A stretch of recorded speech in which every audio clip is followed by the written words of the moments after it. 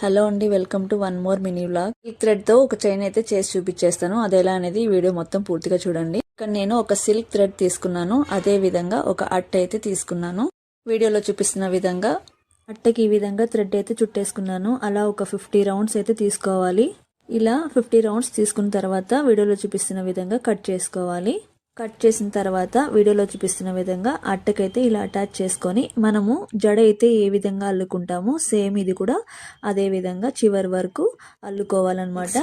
ఇలా ఒక jump ring తీసుకొని రెండు వైపులా అటాచ్ చేసుకోవాలి. ఇలా అటాచ్ చేసుకున్న తర్వాత ఒక జారీ థ్రెడ్ తీసుకొని వీడియోలో చూపిస్తున్న విధంగా రౌండ్స్ చుట్టుకొని ముడి వేసుకోవాలి. ఇలా రెండు వైపులా ముడైతే వేసుకోవాలి. ఆ తర్వాత కొంచెం గమ్ వేసి అతికిచ్చేసామనుకోండి, తర్వాత ముడి అనేది ఊడిపోదు. చూసారా, వీడియోలో చూస్తున్న విధంగా సేమ్ అన్నమాట. నెక్స్ట్ OHP షీట్ అయితే తీసుకున్నాను నేను. ఇవి ఆన్లైన్లో కూడా అవైలబుల్గా ఉంటాయి.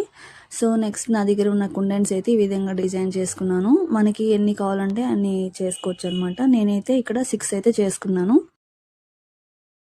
సో నెక్స్ట్ ఇలా థ్రెడ్కి ఫెవికాల్ వేసి వీడియోలో చూపిస్తున్న విధంగా అటాచ్ చేసుకోవడమే. ఈ అటాచ్ థ్రెడ్ అయితే నాకు ఒక చైన్కి అయితే వచ్చిండే. సో నేను అది తీసుకొని ఇక్కడ అటాచ్ చేసుకుంటున్నాను. థ్రెడ్ చైన్ అయితే రెడీ అయిపోయింది. చాలా ఈజీ అండి, ఎవరైనా చాలా ఈజీగా చేసుకునేయచ్చు.